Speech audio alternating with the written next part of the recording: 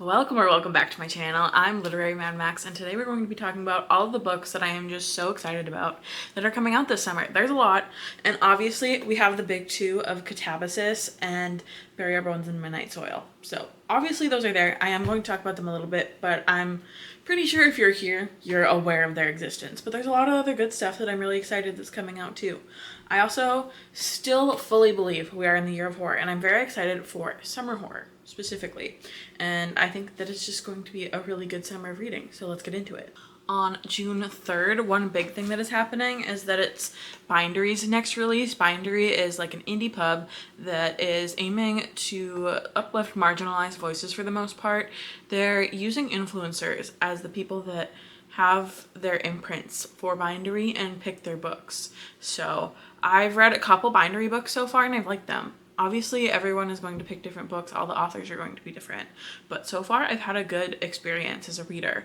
And the three that I am specifically excited about are one, Crueler Mercies by Maren Chase. And I believe Zoran is the one that is publishing this. It's under her imprint. Vita's rage overflowed until she was prepared to drown in it. And she knew that she would never again dam this anger to please another. Period. This is sapphic, I believe, and it's like a rage story. That's really all I need to know. I also like the Greek sculpture aspects of the cover. So that has me really intrigued. This is about a princess getting revenge like a decade later. I love having like a full decade for rage to simmer. I think that makes for a really realistic story for the rage that I am hoping is painted across the page. Very exciting for me. The Unmapping by Denise S. Robbins is, I'm pretty sure, put out by Marines. Love her content as well, and I'm excited to get to this. I usually not super excited about fantasy set in New York, but since I loved The City We Make so much, I have higher hopes for this. This is about the neighborhoods or the boroughs of New York, and everyone wakes up one day at 4 a.m. and nothing like quakes or moves, but everything is rearranged in New York, which I love that premise. I think that's really interesting. Like, for example, the Empire State Building is now on Coney Island, and then the next night it happens again. And I think we're primarily following like scientists and New York City's like emergency team, the people that work for emergencies in New York. That's a nightmare. Working with the public is a nightmare. So I'm really interested to see like the different aspects that Denise Robbins explores for this, because there's just so many things that would have gone wrong if everything was rearranged, even if like nothing is broken. Like, just think about the public transit system in New York alone. An absolute nightmare. And then we have Of Monster and Mainframes by Barbara Truelove. I'm not sure what this imprint is under, or like what the imprint for this one is, but I'll put it up on the screen. I'm so excited for this one. It sounds so good. The top 5 genres are sci-fi, horror, fantasy, vampires, and queer. That's incredible. Just that. This is about a spaceship, and spaceships aren't programmed to seek revenge, but for Dracula, Demeter will make an exception. And there's werewolves, there's vampires, there's a pharaoh, there is apparently a spaceship that has gained consciousness and a will of its own, as well as cheerful spider drones, a whole fleet of them. This sounds like so much fun. This sounds like my kind of horror. I like a fun kind of campy, pulpy horror, and this is just going to be so good. I love the cover too, the lips. I didn't realize this was vampire fangs. It's very clear that it's vampire fangs, but I didn't realize that at all. I also didn't realize this was sci-fi despite the spaceship on it, but I'm excited for it. The cover is what drew me in, and I don't even know if I actually looked at the cover. And the next one that is coming out on June 3rd is Strange Houses by Uketsu, and this is like a mysterious person on Reddit. Nobody knows their identity, so there's some intrigue there. I also really enjoy their covers, like the simplicity of them, and they're just so eye-catching. I'm very drawn in. This is a spiritual companion to Strange Pictures, but I don't think that they're necessarily related or that you have to read one to read the other. And this is like a locked room mystery horror from what I can tell. It's about a freelance writer and his architect friend who are trying to solve the floor plans of this house. They make no sense. There's these strange spaces, and obviously there's a horror aspect to this. This just sounds so good. I think anything that's escape room or escape room adjacent, I'm just so excited about. Like, that's what I want to be reading. That's what I want to be doing. I love an escape room. I feel like they're a special interest of mine or something, but I love them so much. And nothing has quite scratched the itch as far as books that Escape Room the movie has. Like, there's Escape Room by Megan Golden. Not really about an escape room. Very disappointing. So I'm hoping that this is kind of going to scratch that itch, and I'm excited to find out if that's true or not. I Can Fix Her by Ray Wilde. This is a sapphic horror sci-fi novella. I've already read it. I really liked it. It gets compared to This Is How You Lose the Time War, and I understand why, just for the sake of it being like they're not actually ever together, and also toxic, and also there's just like this sense of hopelessness with this book. And I definitely think it's worth a read. It's very short. Kill Creatures by Roy Power. I love this cover, and it is a YA thriller / YA horror, but I've been impressed with the YA horror that has come out recently, so I have high hopes for this. This is about a girl who killed her 3 best friends, but then one of them comes back from the place that she killed him in this canyon. And it just sounds so messy. And I know that it's queer, and I just think that it could be something that I enjoy. I'm imagining it's kind of along the lines of like Trang Thanh Tran or Andrew Joseph White, but maybe more on the thriller side versus the horror. On June 10th, obviously the big one that everyone is really excited about is the one by V.E. Schwab. That's Bury Our Bones in Midnight Soil. This is partly historic, messy sapphic vampires, and I'm very excited about it. We've been getting fed with a lot of character art, either from V.E. Schwab reposting things from people that have been lucky enough to get arcs, or from the book boxes that are putting this out, because I think there's like at least 3 that are doing special editions. I don't love the cover that's getting trad pubbed, but it is growing on me. I do have to say it's growing on me, and I think seeing it like in videos, it's grown on me a little bit. I did order a special edition of it though, because I'm just a sucker. I said I wasn't going to do special editions anymore, and here we are. So on June 10th, the sequel of Road to Ruin, Flight of the Fallen by Hannah Lee comes out. This is sapphic, it's biker gangs, and it's dinosaurs. It's also kind of like Mad Max inspired, so I still haven't read book 1, and I really need to, and I'm hoping to read it very soon in order to read the arc for book 2, because it comes out so soon. The Vengeance by Riley Sager. I said I was not going to read any more Riley Sager after the summer camp one and haunted house one. I was like, no more Riley Sager. He doesn't do it for me.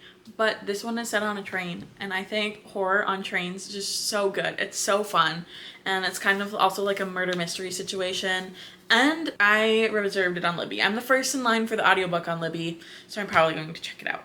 But 3 strikes and you're out. This will solidify this being my last Riley Sager. I'm not going to do it again. Then we have Caught Up by Nevessa Allen. This is the next book in like the Lights Out. I don't know that if it's a series or it's like interconnected standalones that a lot of romance and dark romance books do, but this was so fun, especially the audiobook. It was so much fun. So yeah, obviously I will be checking it out. Obviously. This is one of those books that you have to realize is going to be campy. Like if it were to actually happen and you were to be a participant in the activities that are taking part in this book, that's not, like, it would not work out. But in a book, just for fun, it's so fun.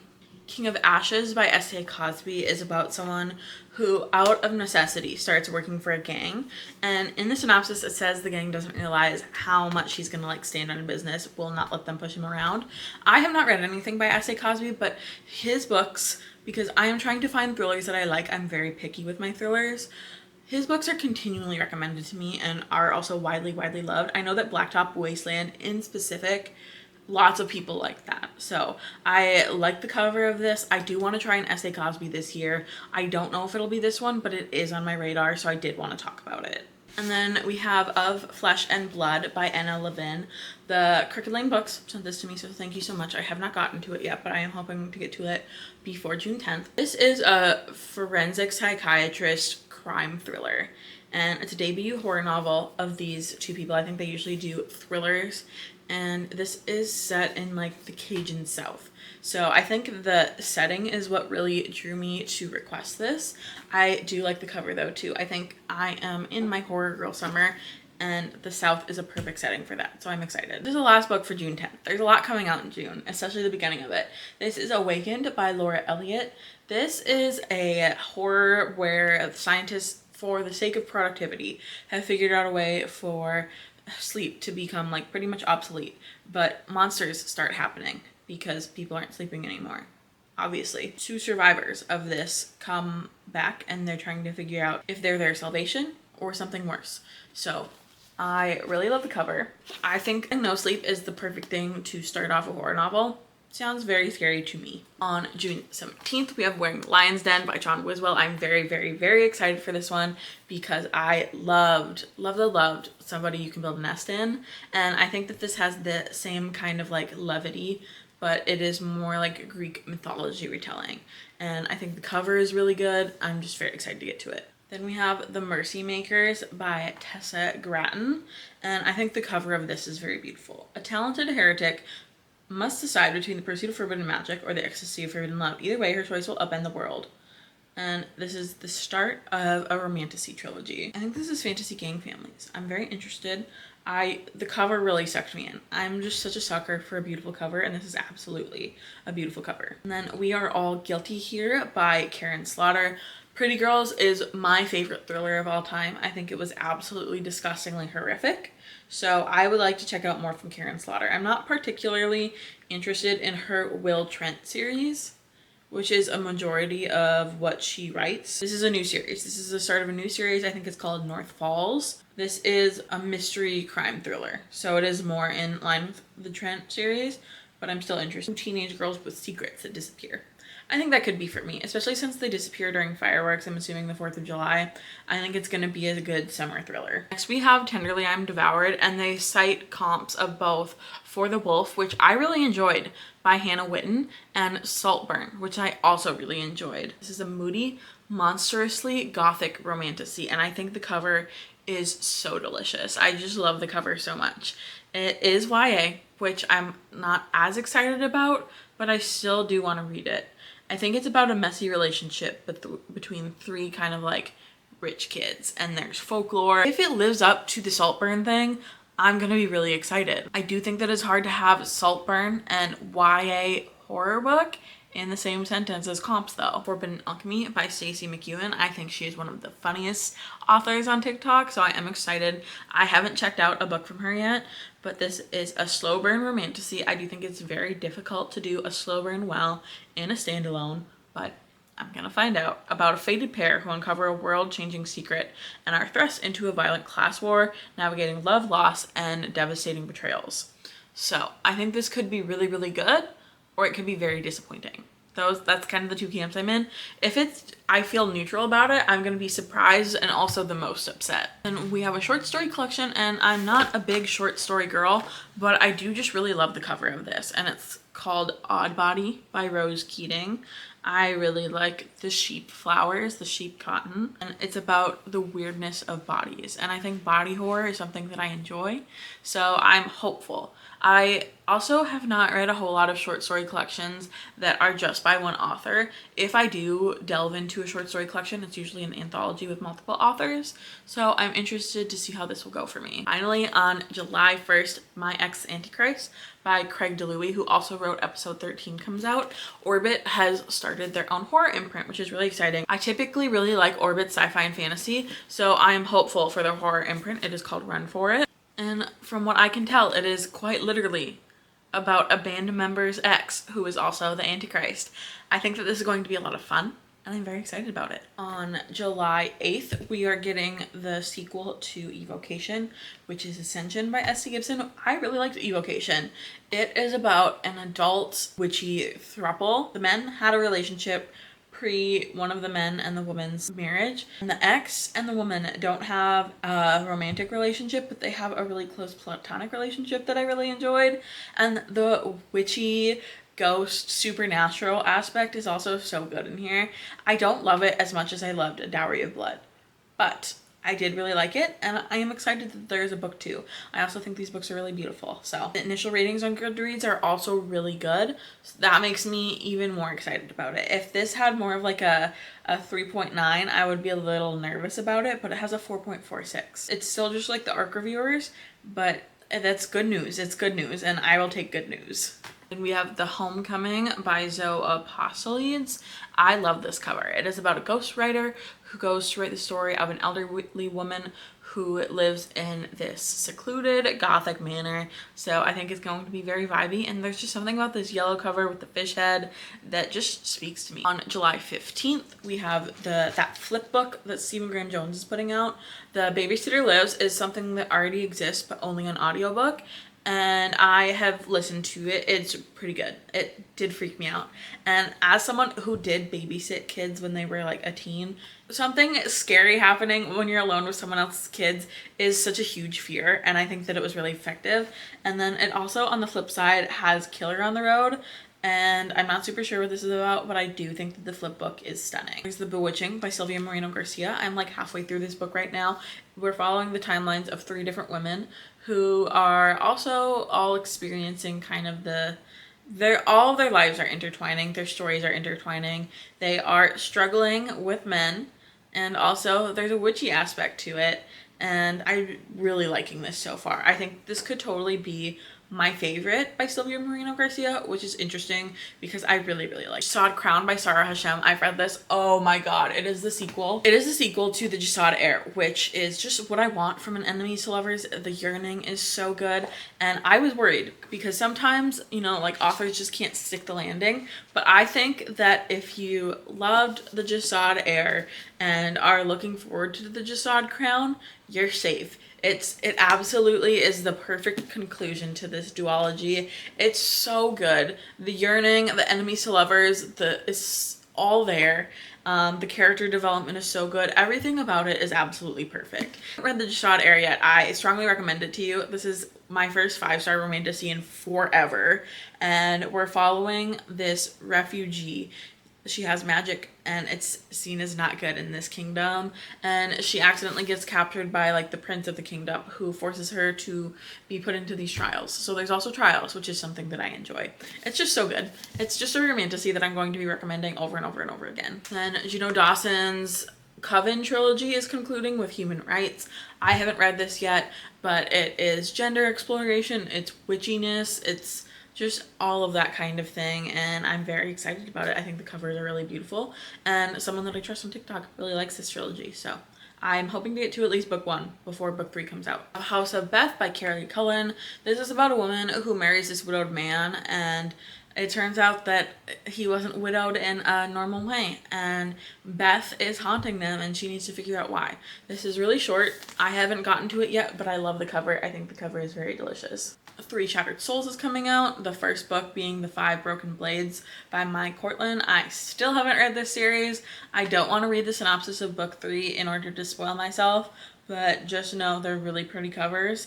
I've also heard kind of mixed things though, so it's on my radar, but it's not something that I'm committing to reading until I read book 1. The Library at Hellbore by Cassandra Khaw. I did not love The Salt Grows Heavy by her, but this sounds so good. The teachers turn into monsters and start killing students. And it just sounds so horrific and gothic, and I'm so excited about it. I'm so sad because Tor denied my request for an ARC. I will persist. There's so many other books that I want to read right now, but it looks so good. Then we have The Nightshade God by Hannah Witten. The first book is The Foxglove King in this trilogy, and from what I've heard, it's just a very fun romantasy. Hannah Witten just writes very fun romantasy, not in like a cringe way, but not in like a takes itself too serious way. And I haven't started this trilogy yet, but I'm very excited to. I have the ARC for the 3rd book, so I'm hoping to get to books 1 and 2 very soon, so that I can get to my ARC. Myra by Nikki Gonzalez. I believe that this is like a gothic swamp horror, if I remember right. An eerie hypnotic debut about friendship, desire, and memory set against the sultry backdrop of Florida's swamplands. It doesn't have great ratings, but I think it's one of those like obsession weird girl books that I'm not expecting to have good ratings, and I could still be obsessed with regardless of other people's opinions. Inception meets Indiana Jones in this propulsive fungal science fantasy, following a headstrong academic and her equally stubborn bodyguard as they unearth an ancient secret that rocks the foundations of their society and challenges their unspoken love for each other. It sounds like it's The Mummy. I haven't even watched The Mummy, and it sounds like it's The Mummy. I'm very excited about it, though. It doesn't have great ratings, but like Indiana Jones romantasy, science fiction romantasy, fungal, all of that sounds great. And then the last book that's coming out in July is Bright Dead Star by Caitlin R. Kiernan. This is a horror short story collection, and it just looks really creepy. It's another eyeball cover, which, as we know, Books and Lala has concerned herself with, and I just really like the cover of it. Again, not a big short story girl, but I'm excited to try. 448 pages is a really long short story collection, in my opinion, but I guess we'll see. On August 5th, Tantrum by Rachel Eve Molson comes out. I'm not always super big into like motherhood or kid horror, but I just love the cover of this one. I think it looks so good. And it's about an exhausted mother who thinks her newborn might be a monster, which with the sleep deprivation and just like the constant crying of a baby, I could totally see that. But in this case, she's right. It is monster. Dead Husband's Cookbook by Danielle Valentine. This cover is also super just like visceral, and I love it. It's about like a publisher slash ghostwriter who is just about to like get out of the job that she's in, but then a woman who is very famous for what they think is killing her famous chef husband, but I don't think was ever quite convicted of it, wants to tell your story to this person specifically. I'm not actually sure if this will be for me because this feels more like thriller, like cozy mystery vibes, and that's definitely not for me, but maybe. I think I want to see more ratings and reviews before I like commit to reading it, but it's like kind of in my sphere of interest, so I did want to mention it. The Hounding by Genevieve Purvis. I've noticed the trend for this year, or at least some books that I'm interested in, they all have this noodle dog on the front, and I don't know why. I haven't actually gotten to any of them yet, but Shy Girl and Blood on Her Tongue both have noodle dogs like this too, so I'm very intrigued. This is The Crucible meets Virgin Suicides. Neither of those pieces of media are things I've consumed, but it sounds like something that I would like. It's a haunting debut about 5 sisters in a small village in 18th century England whose neighbors are convinced they're turning into dogs. So I feel like it's kind of giving like Shy Girl or Night Bitch. I'm so interested, and I have an arc for it, so hopefully you'll get a review from me before it comes out. Hopefully. I'm trying so hard to catch up on my arcs, but I over-requested again. Who's surprised? Not me. August 12th, the first book that I want to talk about is What Hunger, because I have already read it. I really like this book. It's like cozy cannibalism. It's a family story. It's coming of age. It's just very good. The cover, I don't think has really, there's no raspberries in this book, yet I feel like the emotion it evokes is exactly this book. So definitely look forward to it. Thank you to Simon Schuster for giving me an early copy. I did really enjoy it. The Society of Unknowable Objects by Gareth Brown. I think he also wrote A Library of Doors or something like that, and a lot of people liked it last year, so I'm intrigued. The Book of Doors. It says it right here, and it's The Book of Doors. It's another fantastical standalone. We love a standalone of a trio of seemingly everyday people who are members of a secret society. Also love a secret society. Tasked with finding and protecting hidden magical objects. Also love hidden magical objects. Ordinary items with extraordinary properties. Despite there being chess on the cover, there isn't really any mention of chess in the synopsis, which is unfortunate because that was one of the big reasons that I was intrigued, was the chess vibes on the cover. But regardless, I do love secret societies and I do love magical objects. So 2 out of the 3 things I'm stoked for. There's 13 Months Haunted by Jimmy Giuliano, who has this like trend for their covers of older tech, and I'm about it. I have not read the first one, that blue one, yet, but I've heard pretty good things, and I do like I thought it was a Walkman, but it's just a CD cover. I'm still really excited about it. A middle school librarian who one of the students is freaky, and middle schoolers are just freaky, so I think that this will work for me. And it's also set in the early 2000s. My camera died, so if there's like a weird jump, I'm sorry. I'm pretty sure I was on this next one called Lucky Day by Chuck Tingle. I actually have recently started Bury Your Gaze by Chuck Tingle. I'm really liking the writing so far, so extra excited for this one. I love the cover. I don't think this one is necessarily horror though this time. It's about a statistics professor who has like not gotten over, as no one probably has, this day where it was against all probability and 8 million people died. crazy. And now they and a agent, like a special secret agent of some governmental entity, are going to this casino because they think that this lucky casino has something to do with all of these people dying. And as a statistics girly, this sounds so good. I'm really liking Chuck Tingle so far. And I don't know necessarily what genre direction this is going in, so I'm super intrigued. We have A Game in Yellow by Haley Piper. I haven't read anything from a Haley Piper yet, but I'm here. Her horror is really good, and I'm very excited. I think that this yellow cover just like, it's so good. It's so eye-catching. Euphoria meets Things Have Gotten Worse Since We Last Spoke. That's incredible. I really liked Things Have Gotten Worse Since We Last Spoke. I also liked Euphoria, but like for the sake of the horror, I really, really liked Things Have Gotten Worse Since We Last Spoke, which is by Eric LaRocca. It's sapphic and it's really disgusting. It's about a kink-fixated couple and who enter this drug den and take on this drug.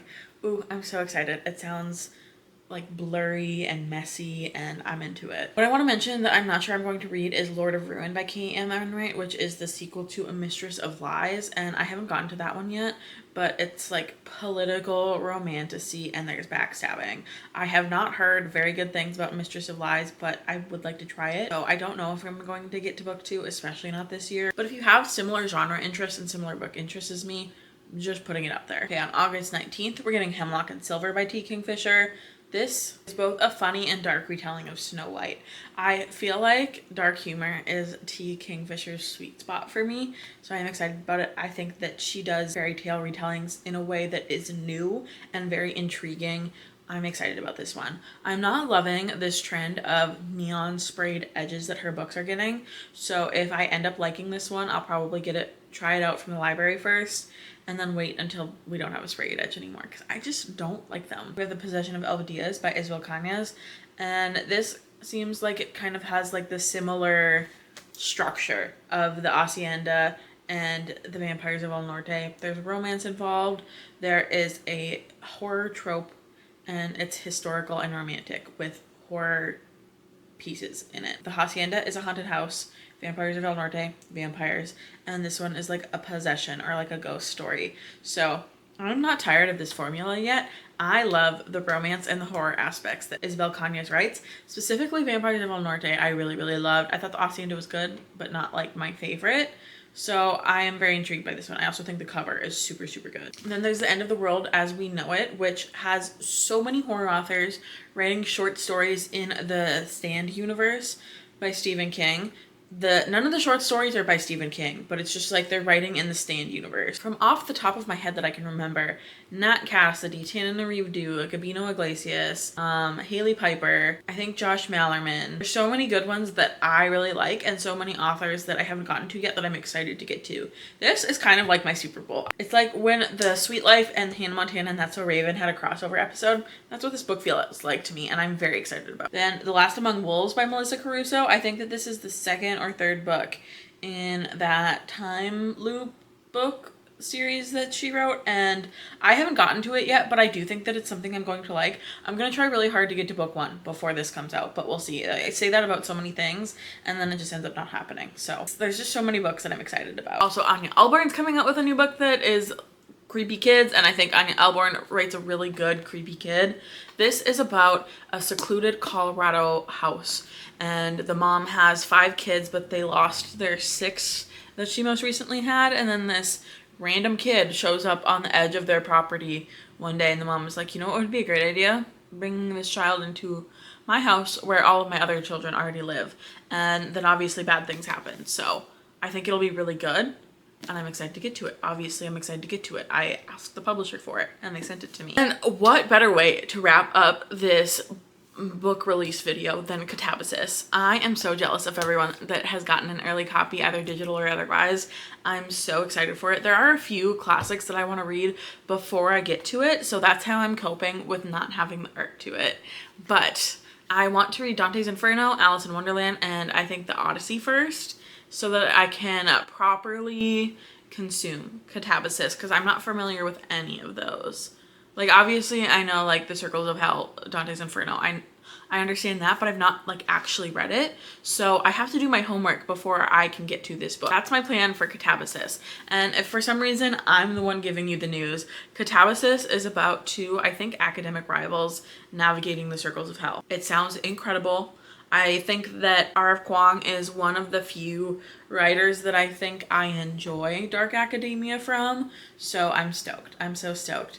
And those are all the books that I have to talk about today. Let me know if I missed any that you think that I would love or that you're excited about. Thank you so much for being here. Leave me any green emoji if you've made it this far for Catabasis. And I will see you next time. Bye.